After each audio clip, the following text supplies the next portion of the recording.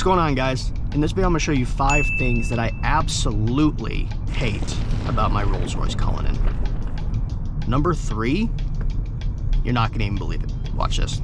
So, number 1, sometimes when you're driving the car and it's sunny like it is today, generally in the mornings it's not a big deal, and in the evenings it's not a big deal, but about midday, if you're driving the car, there's a lot of chrome, as you can see, all around here, especially in this general area of the center console.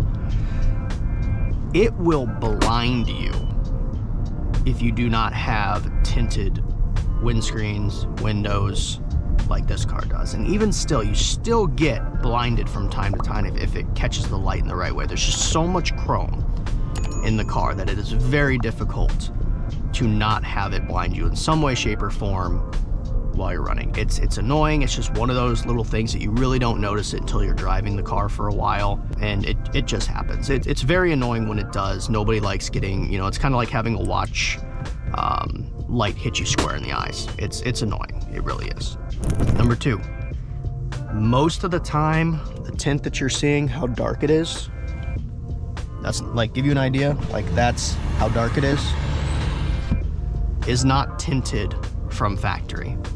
And this goes back to point number 1, without it being tinted, the chrome that you get and the blindingness you get is quite high.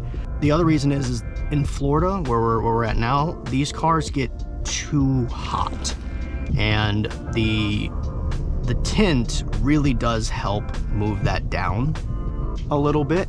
It makes the process a bit easier, whether it's the front window, the sides, etc. Obviously, you want to have legal tint for the area that you live in, but having these tinted also gives you a sense of privacy, right?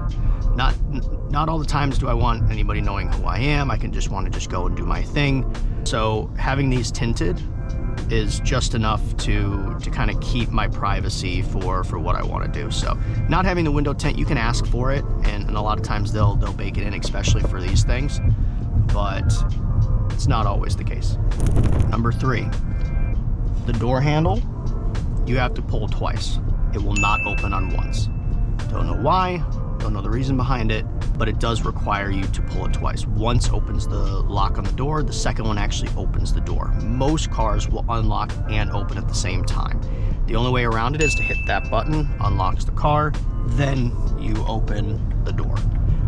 It's subtle, it takes a little getting used to, but it is very annoying, and it's kind of makes you feel like it shouldn't be there, like something's broken, but it's not. It's just the way it is. Number 4, this car does a phenomenal job at keeping in check the rain. So almost you can leave these windows entirely open while it's pouring rain, and you generally won't get anything other than the side mirror.